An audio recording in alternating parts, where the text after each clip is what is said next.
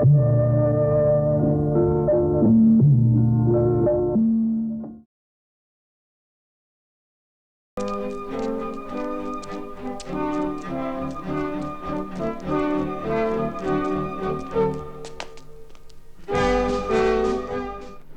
think we are still stunned and shocked at the death of François Truffaut, the distinguished French filmmaker. He was only 52 and had so many more films to make. He was killed by a ruthless and cruel disease, cancer.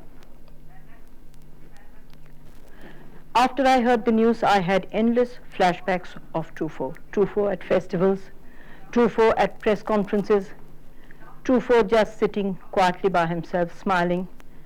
And I think that is the image that lingers most, that Truffaut was always smiling. I think in a way he was the smiling philosopher of the famous New Wave, the Nouvelle Vague of France. And he once said, I never had the desire to do anything else but to make films. But I somehow think it isn't as simple as that. I think his coming to the cinema at all has a great deal to do with his turbulent childhood. He was born a very weak child and was sent to the country, to his grandmother, to recoup his health. This created in him a loneliness which was reflected again and again in his films, which dealt with the loneliness of childhood, the problems of adolescence. He also had problems in school, which he left at the age of 14 and took up several odd jobs. And finally he had a tiff with the army. France was then in the thick of the war with Indochina, and as someone who was in the army, he refused to fight in Indochina as a conscientious objector. This did not make him very popular either. And earlier, when he had stolen some brass doorknobs, he was sent to a Borstal institution, a reform school. So I think this created in him a desire for expressing these problems, particularly of the young, and also a compassion which was reflected in all his films, which dealt with delicate human relationships. He hadn't got the fierceness of Godard and never his later political involvement. But I think he made his films in a simple way, which communicated with everybody. And it's marvelous that he came to films in what I think is a typically French way. Of course, he was an escapist as a child and used to go to the cinema. But being in France, he saw the best films at Cinémathèque, and he had this desire which he had expressed to make films. So he got his chance in an indirect way when in 1951, a man called Bazin, a critic, founded the famous Cahiers du Cinéma, the French film journal which was to make an impression all over the world. He worked there for I think 7 or 8 years and was considered the fiercest critic of all. Together with him were his colleagues of the French New Wave, Rivette, Chabrol, and Godard. But he was the archpriest in a way, because it was he who perfected this theory or projected it of the auteur film, the personalized film. So they were already thinking in terms of making films. And when later they got a chance, beginning with documentaries, they went on to feature films. Now, Truffaut was such a fierce critic that he was actually banned from the Cannes Film Festival in 1958 because of his violent writings. And I think it is a tribute to Cannes, to Truffaut, and to French liberalism that the very next year he got the Best Director prize with 400 Blows, which not only projected the new wave as such in international cinema, but I think made Truffaut and his colleagues famous all over the world. They never looked back after that. Now, all of them had certain qualities in common, and the Nouvelle Vague came at a stage when many of France's best directors, such as Renoir, had been in Hollywood. They were making expensive films, and they had made very lavish, glossy films. And I think both French audiences and French private producers who had a certain amount of money to invest in films welcomed, because they were able to make small budget, offbeat films, which revolutionized film technique not only in France but even reached our shores. Surely people like Meenal Sen were very much influenced, Money Call, all of them, by this new wave. Now what they did was they cut down the economy of filmmaking but raised its artistic level. They, for instance, used the handheld camera, they shot outdoors, they used natural sound, they used very discreet and sensitive use of music, and people like Truffaut actually plunged into acting, though they were amateurs. So with this, they made this wonderful impact, and I think this did not make them forget their critical background. For instance, while he was still a critic, Truffaut, who had had some connections with Rossellini, and he always said that he was most influenced perhaps by Renoir and Vigo, he started his long, affectionate relationship with Hitchcock. And there is a very, very charming anecdote which Truffaut begins in his book on Hitchcock by saying, and that is when we broke the ice.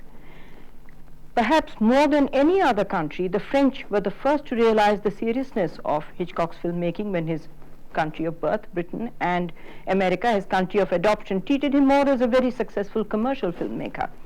But the French looked on him, especially the Nouvelle Vague, as a very sensitive, serious man who was meticulous in his planning and direction. So Truffaut and Chabrol asked him for an interview. Now Hitchcock had just finished shooting To Catch a Thief, and he was cutting the film, the last stages, at a studio called, I think, at Joinville, somewhere near Paris, I expect. So Truffaut and Chabrol got an appointment and duly turned up to interview Hitchcock. And they were absolutely thrilled because they were let into the cutting room, and watching the master at work, putting the finishing touches to his film was sheer heaven for them. So they came out dazzled not only by Hitchcock, but they came out into the sunlight, which dazzled them, so that they didn't notice that there was a big pond, a frozen pond in front of the studio. So both Chabrol and Truffaut fell headlong into it and tried to save themselves from drowning. And one of the things that Truffaut feebly shouted to Chabrol was, "Have you saved the tape recorder?" And he sort of waved it sort of very feebly over his head and said yes.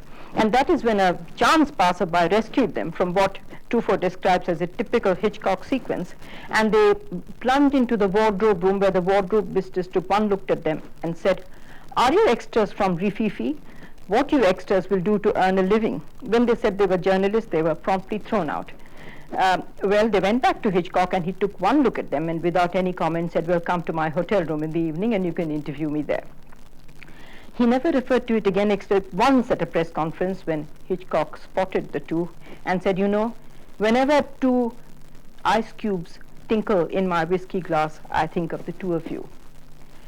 Now, all this had a tremendous influence on Truffaut, who incidentally wrote this book on Hitchcock by asking him for 500 questions to be answered in 50 hours.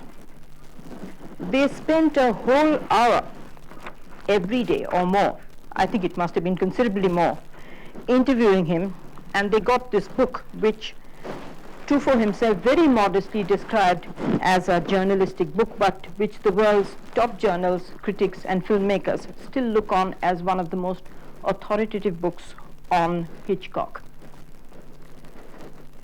To me, who's more familiar with the works of Hitchcock, it is his connection with Hitchcock which stands out most.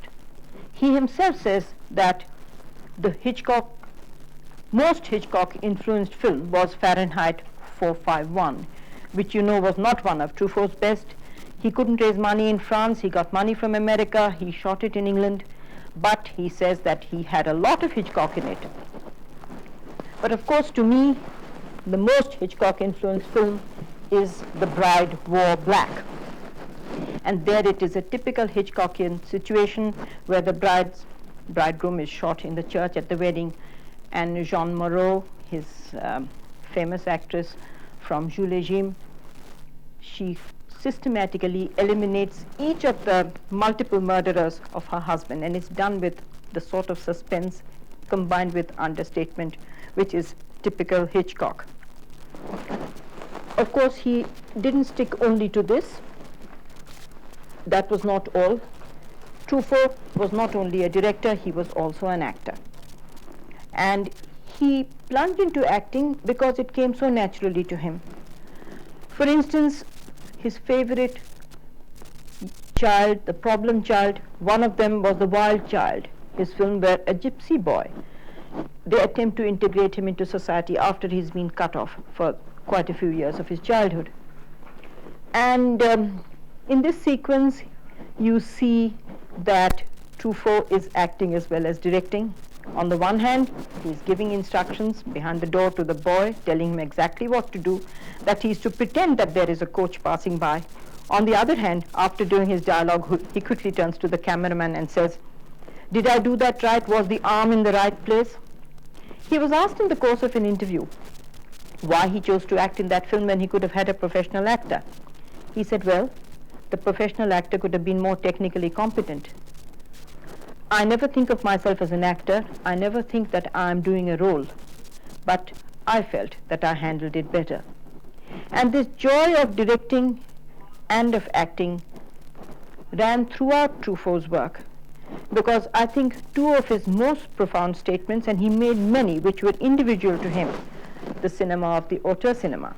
One was that I never make films about war and violence. I make films about love.